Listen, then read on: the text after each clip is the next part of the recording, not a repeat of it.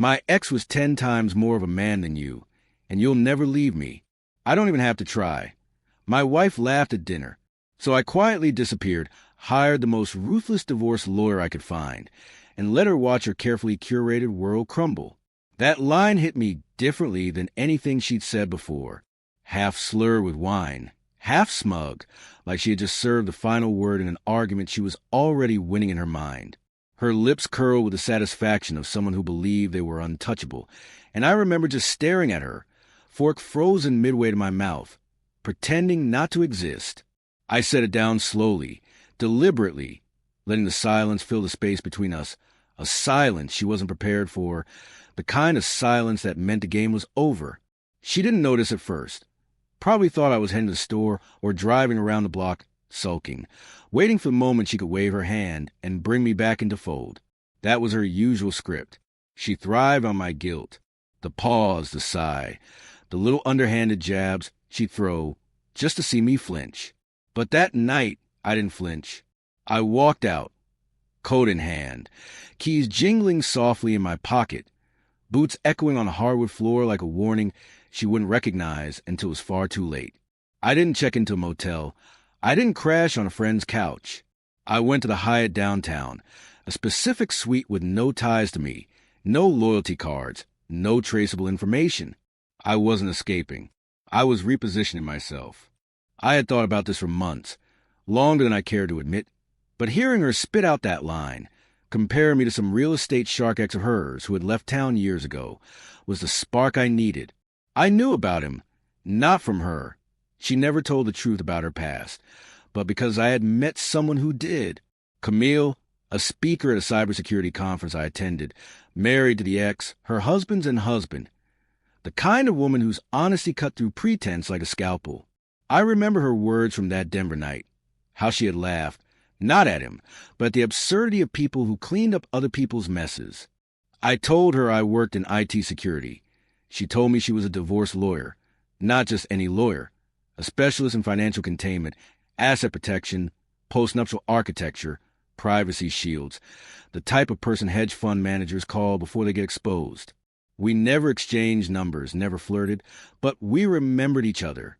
So that night, sitting in the Hyatt, staring at the city lights filtering through the blinds, I pulled out my laptop, found an old email from Camille, a recording of a panel she had sent me with a note. If you ever need protection, call me. I'm not just a lawyer. I'm an escape plan. I smiled for the first time in what felt like years. This wasn't about rage. This wasn't about revenge. This was about precision. I rented a suite under a dead college friend's name. No digital trail. No cameras watching. No one noticing. I didn't call my wife. She wouldn't have called me anyway. Her pride was too big for that. Instead, I called Camille. Within 20 minutes, she was at the bar downstairs, calm, professional, and completely deadly. I didn't have to explain much. She already knew. She already had everything mapped out. The accounts, the assets, the credit reports, the hidden investments my wife had claimed as personal. I just had to say the word. Go. And she did. The documents slid across the table like weapons in a silent war. Maps of our assets, letters to banks freezing accounts, a drafted divorce petition. Everything detailed down to the day, all the contingencies accounted for. I remember looking at her and saying, "Why help me?" Camille didn't blink. Because she's reckless, lazy, and thinks she's untouchable. That's her fatal flaw. I leaned back and felt a strange calm, the kind you only feel when you know the next 8 weeks are scripted and you're holding the pen. She didn't fight for drama. She didn't yell or plead. She moved in quiet, surgical steps, the kind of steps that make judges and CEOs alike break a sweat. That night, walking back to my suite after meeting her, I stopped by the gas station. Thought about calling my wife just to let her hear the phone ring. I didn't. Instead, I let the plans unfold. The first notices were sent, the forensic audit started, the accounts flagged. My wife, unaware, continued her day as usual, smug and arrogant, confident that she had already won. Then came the first text from Camille. Phase 1 is active. Sit back. I did. I let her handle everything. Watching from shadows, I allowed the world my wife had built to start collapsing. Her first clue came from Tessa, her younger sister, who had always been a quiet observer at family events, the one who whispered once during a Christmas party, "You deserve better, but I know you won't leave, so stay sane." Tessa had changed. She came to me, breathless, eyes wide, trembling slightly, warning me about Camille, warning me about the power being unleashed. "She's not angry," Tessa said. "She's calm. She doesn't lose." And I realized it wasn't Camille she was warning about.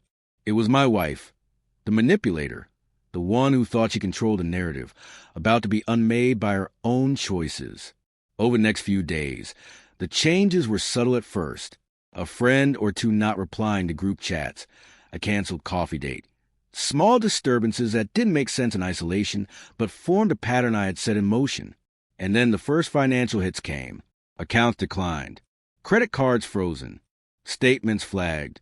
She called her lawyer, Jeff, a man who was good at saying what she wanted to hear, but never prepared for someone like Camille. "She can't do this," she screamed. "It's illegal." Jeff hesitated, stammered, realized just how far behind we already were. By Tuesday, she was in full panic mode, discovering the breadth of Camille's reach. We didn't need to confront her directly. She confronted herself. Each phone call, each frozen account, each email confirming the audits was a reminder she had underestimated me. She had underestimated Camille, and she had underestimated the power of her own actions catching up. Then came the video, a recording from months ago, captured during a drunken dinner, where she had said the words that had set all this in motion. "My ex was 10 times more of a man than you." She watched herself, drunk, smug, unaware of the knife being drawn in silence. And then my voice, calm, quiet, recorded intentionally one word. Noted. Just that. Not hurt, not confused, calculated. She realized then that she hadn't just lost control. She had never truly seen me. The person she mocked, ridiculed, and thought safe had been planning, observing, and waiting for the exact right moment. And Camille, silent but omnipresent, ensured that each piece fell into place. Houses transferred into trusts, accounts restructured, assets locked, retirement plans diverted. By the end, she had nothing she could wield, nothing she could manipulate, and worst of all, she had been the architect of her own collapse. Friends disappeared from social media. Mutual connections withdrew support silently, leaving her isolated and confused. Brent, her so-called golden standard of an ex, even called, not to comfort her, but to warn her, to remind her Camille's methodical precision. He knew, and she finally understood that this was no longer about anger or revenge. It was about control, about a complete and surgical rebalancing. The day the final divorce decree arrived, delivered by Camille in a white envelope sealed with a wax stamp like a verdict from a private court, she opened it with trembling hands. Everything, the house, the investments, the retirement funds, all executed and controlled legally, perfectly, with non-disparagement clauses ensuring silence and compliance. And the worst part, she had signed it. She had walked in with confidence and left complicit in her own downfall. I watched her stand there, silent, processing the collapse of everything she thought she controlled, and felt a strange mixture of pity and finality. She looked for the version of me she could manipulate, the version she had once dominated with guilt and ridicule. That version was gone. There was no hate, no anger, just a quiet indifference that was sharper than any scream. Camille, as always, left as quietly as she had arrived, heels echoing softly, surgical, unseen but entirely present in the outcome. And there I sat, outside the courthouse, calm, tie loosened, elbows on my knees, no vindictiveness, no satisfaction. I had simply written my own ending, and for the first time in years, I was free from the script my wife had thought she controlled. After that day, life didn't just go back to normal. If anything, normal became a new kind of strange. People around me started noticing, though they didn't say anything.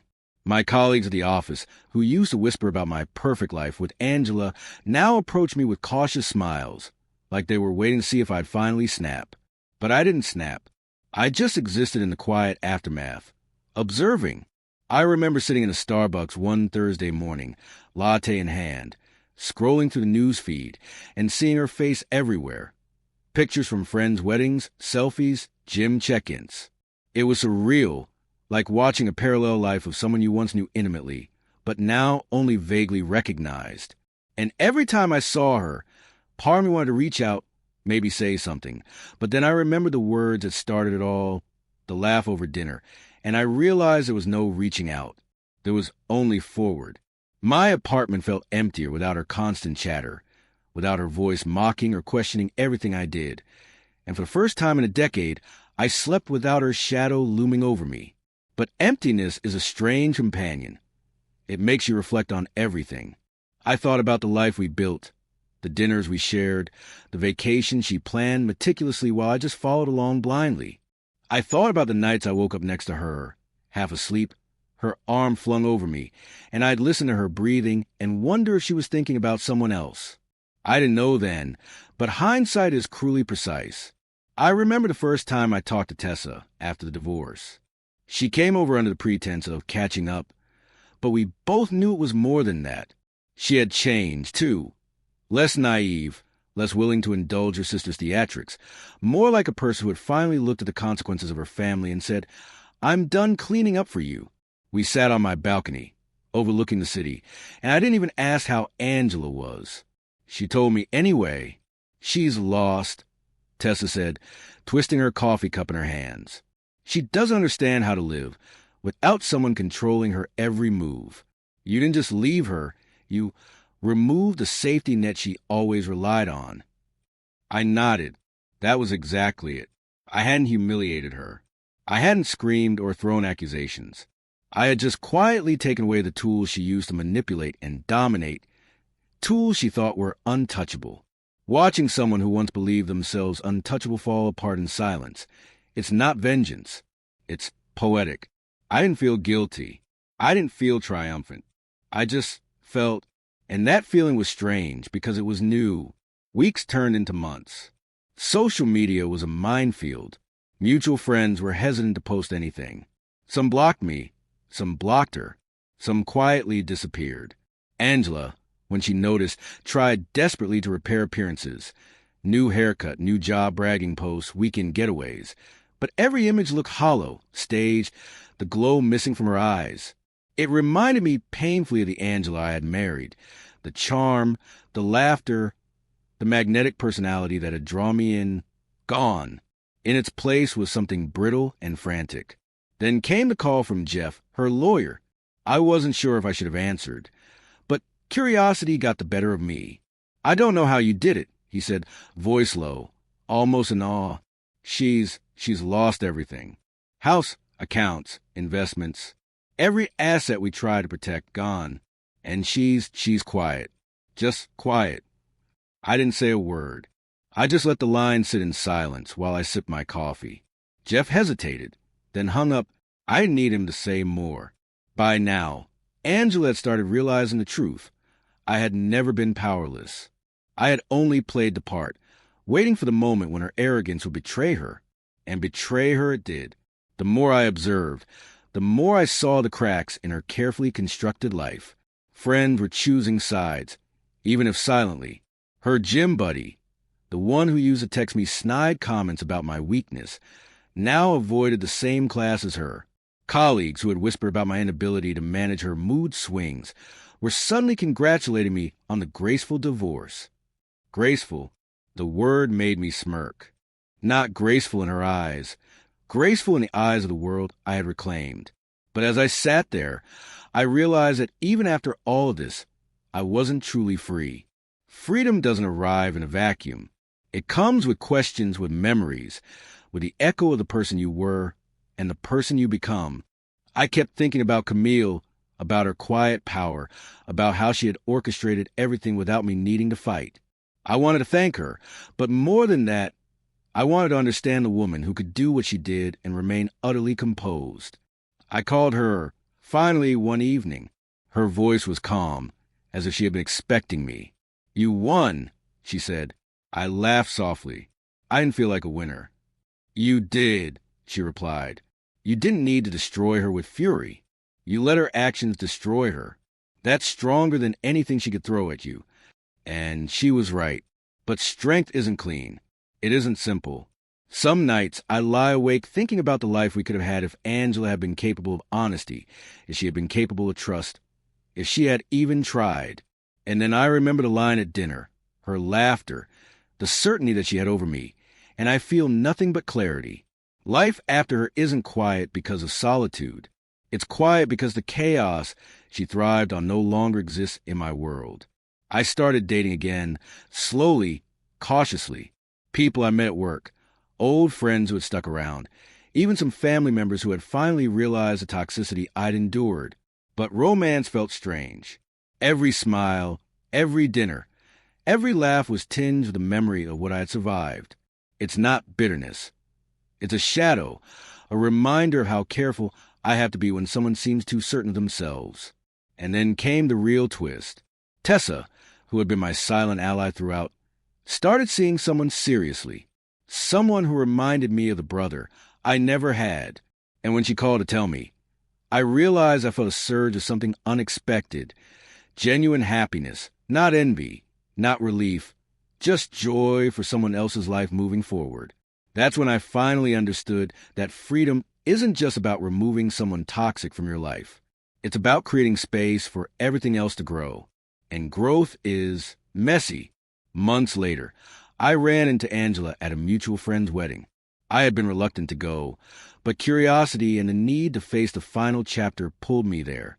She saw me across the room, eyes wide, lips slightly parted, the first sign of recognition before the mask fell. I didn't approach her. I didn't need to. She had already seen me. And in that moment, I realized she had nothing left to say. The smugness, the arrogance, the laughter, it had all evaporated. She looked small, vulnerable, a reflection of the consequences she had refused to see. I left early, walked through the quiet streets of the city, and felt lighter than I had in years. No one applauded me. No one congratulated me. And that's the point. I had done this for myself. Not for revenge, not for spectacle, not for pride, just for peace. And for the first time in years, I felt it real peace, the kind that doesn't need witnesses, the kind that doesn't need to be justified, the kind that whispers, "You're finally free."